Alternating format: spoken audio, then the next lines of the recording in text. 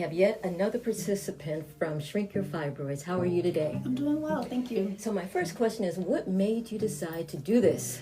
Oh, because my menstrual cycle is torrential. It is.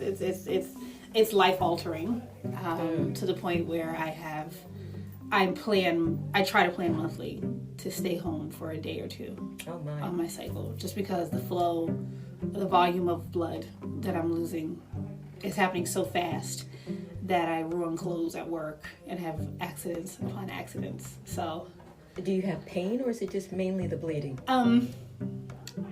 I do have pain at times, usually one day of cramps. I'll take 800 milligrams of ibuprofen maybe once, and that holds me over for the day because I find there's more lower back pain instead of cramping, so I feel all that pain in the back. And then the rest of it is just flow of blood and lots of blood clots and heavy bleeding. Has this always been a problem, or have you found as you've gotten older it's become more of a problem? It's getting worse as I got older. I've always had, when I was younger, when I was first starting menstruating, I had very bad cramps and heavy flow, but I didn't know enough to count how long it was happening. It was always normal to have a heavy period, but as I've gotten older, it's getting worse. And that's a mistake. Well, I won't even call it a mistake, but when you ask someone, is your flow heavy, it's like compared to what? Right, exactly. That's right. And so if you've always been used to a heavy flow, it's normal. Right. Whereas it may be close to hemorrhaging. Right. Yes. I didn't know that. I knew, in my whole life, I never paid attention to the fact that there were light periods and like pads without wings and these cute little dainty things. I knew them, but I knew that they weren't for me. Yes. So I've never even in my life been able to use it. I've always used a heavy pad or an overnight pad my entire life. Wow. Because I was always afraid of having an accident, but then that's what it was. So, when did you discover the diagnosis of fibroids? The first time was when I went into the hospital for what ended up being a kidney infection, and they did an ultrasound, and the technician walked by me and said, "Oh, by the way, you have a fibroid." And that was my introduction to me having a fibroid. A random technician just saying that, and then I followed up with my GYN after the fact. So that was my question. Had you seen a gynecologist? Yes, I'd always been regular with my. When you went for your GYN exam, no one had suggested it to you. Was that because your fibroid was small? I think just because I didn't know that my period was abnormal. I didn't know that the heaviness wasn't normal. My mother's periods were heavy. My aunt's periods were heavy. Everybody in my family always said, yes, this is how we are. We just have heavy menstrual periods. Of course, everybody holding the secret that my grandmother had a hysterectomy. My aunt ended up having a hysterectomy at 40 because she didn't want to have children, so it wasn't a reason for her. Yes. And my mother at the time was getting ill, so her period was changing, and she merged into menopause very early. Yes. So by the time I was old enough to start asking those questions, everyone's walking around period free, and I'm just kind of here like, okay, all right, this is just what it is. So I didn't know that it was abnormal. Okay. And then as I started talking, as you get into a teenager, and I was talking to my friends and are in college, and my friends are saying, "Oh, my period lasts 3 days." Like, 3 days? What do you mean? Like, mine's just getting started at 3 days because I average about 8 days of heavy bleeding. Oh my goodness. Yeah. So now you have a fibroid. You go to the gynecologist. Yes. And what happens? They said, don't worry about it. They said it was normal. Most women have fibroids. They're benign. Especially African American women. Yes, women. and they said, don't worry about it. She said, we'll deal with it. If it's not bothering you, one of those things, we'll just monitor it and see. I didn't have anyone, even when in my first pregnancy, I mentioned to the OBGYN that I had fibroids. At that point, I didn't know how many I had because no one had ever done an ultrasound to monitor. She even said, while pregnant, don't worry about it. We'll just see how it goes. And, she's like, and at this point, she's like, you're pregnant, so there's really nothing I can do. And then after I lost the pregnancy, I said, well, what about the fibroid? Did the fibroids have anything to do with it? No, it was just an unhealthy pregnancy. It had nothing, just wasn't viable. And, it's just your body's way of, doing whatever it needed to do. And she didn't address it either. Had anyone linked your 8-day heavy cycles to the possibility of fibroids, or had that even been a discussion? I had always mentioned it, but again, it was dismissed. Okay. From different clinicians. And I had seen a variety of different GYNs over the years, because I would find that I would get to one, if they didn't address it, I would move on to someone else, and they didn't address it, and then it was like, okay, and I would move on. So I didn't, it took a long time to find someone to actually address them, and that wasn't until after my second miscarriage that they were addressed, because that same doctor, I got pregnant, I had a miscarriage in February of 2016, I got pregnant again in September of 2016, had a miscarriage in November of 2016. And at that point, when I went to her after I was having the second one, I said, there has to be something happening here.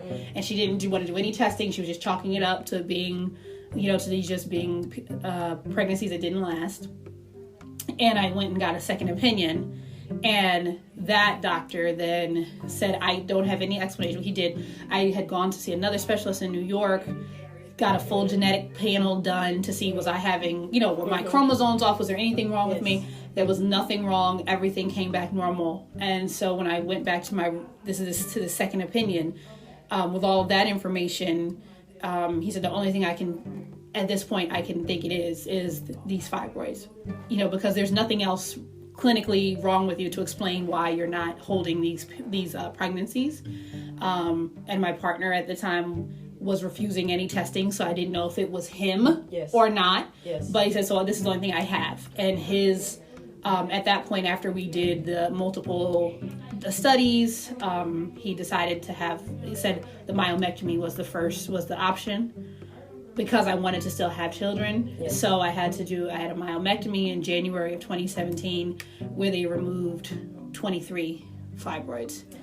And now I'm back with fibroids again in 2020 with, what do we have now, 5, I think? 5 visible that they can see. Okay, so a couple questions for you about, for what an incredible story. So you're in the medical field. Thinking back, do you think that there was a disservice or a lack of attention paid to your symptoms in the past? Yes. It sounds as though things didn't start to happen until you started advocating for your own health. Yes. When you said, no, something's got to be going on here. Yes, and I, with the only reason I stayed with that when I had the first miscarriage, when I went to, I didn't like that office after my experience with the first miscarriage. Because when I was told that I was miscarrying, it was very cold. It was very nonchalant. I was told over the phone. I was at work when I was told. And the doctor literally just said, yes, so this pregnancy, she said exactly, this pregnancy isn't viable, because I had been spotting for 2 weeks. She said, I'm surprised your body has not, expelled the pregnancy already. And she's like, if you don't pass it by Thursday, come in, have a D&C, and we'll take care of it. And she hung up the phone.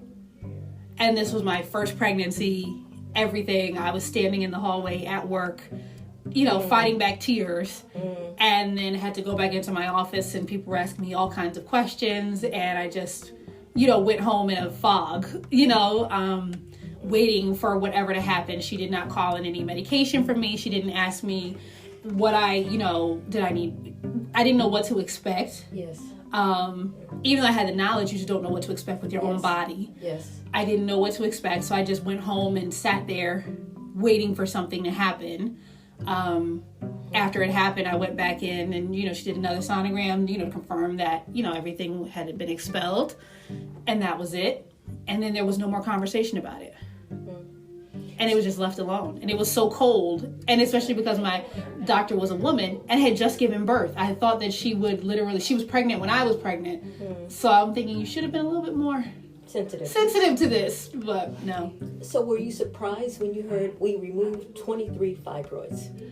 I wasn't surprised, only because my surgeon, the doctor, he performed the surgery as well. he said, I can only see 6, but one is very, very large. He's like, so he told me, he said, I'm probably going to find more than what I can see here. So I was braced for the fact that there were more. When he said 23, I wasn't sure, but he also took pictures. I asked him to take pictures of them because I wanted to see them. I have pictures of them, yeah. Oh my goodness. The largest was 11 centimeters. An exaggeration by any means. No, the largest was 11 centimeters. Okay. And it was... And a reference is a tennis ball is 7 centimeters. So. Yeah. Yeah, it was 11 centimeters, and all of them were outside of the uterus. None of them were in the uterine cavity. They were all outside of the uterus. Yes. The largest one, which was 11 centimeters, was actually oval shaped, and it was standing vertically at the top of my uterus. So after the surgery, I said, well, my chest hurts. I felt like someone had been underneath my ribs. And he said, well, yeah. He said, because it was up underneath, I had to reach underneath your rib cage to pull it down and out of you, because it was vertically, and it was just sitting here, and I don't have much of a torso, so it was just sitting right here. And he's like, I had to go up and get it to pull it out, and it was huge. To be clear, the time period between having the surgery and seeing the prior GYN that said, oh, we're just going to watch and wait, wasn't that great. It wasn't. It was less than a year, because I had the first miscarriage in February of 2016. I was having surgery with another doctor January of 2017, which was emotionally a rush for me. My ex-husband at the time was very adamant about me having the surgery. I wasn't prepared mentally or emotionally to do it, but I did it anyway. For supposed peace. Okay. Yeah. So what was your emotional response to, and the fibroids are back after the surgery? That's the frustrating part about it. I was hoping it would have had a bigger window for them. Long was it? Really not. That was 2017. This is 2020, so not even 3 years. I would imagine it's probably 2, because I noticed my period changing in 2019, that it was starting to get worse and dragging out a little bit longer than it was before. So I maybe had 1 good year, probably, I would imagine, before they returned. So, I mean, whether, why they, who knows. So moving to the plant-based shrink your fibroids, for the past 3 weeks, have you noticed any difference? In my body, physically, my energy level is different. I'm not as exhausted. I work long hours, but I'm not dog tired when I come home. I'm just tired from being on my feet all day. I have more energy after I eat, so I don't feel sluggish after eating. I have lost weight, so I've lost about 10 pounds. In 3 weeks? In 3 weeks, Woo. yeah. So I'm still, but I feel good about it. It's just an adjustment as far as everything else. I still have cravings for other food. And your cycle's just as heavy at this yes, point? I've had, and I'm on my cycle now, which is still heavy. Okay. I'll see how long it lasts. Let's see how long it tapers off. See if it goes a full week and a half, or if it's... So I think I know what you want out of this study. Yeah. Less fibroids, less bleeding. Yeah, but I also want to get to a point, because still haven't had children, so it's a matter of being able to do that and do that safely. Have a baby. Yeah, to do that safely is important. Thank you. Yep.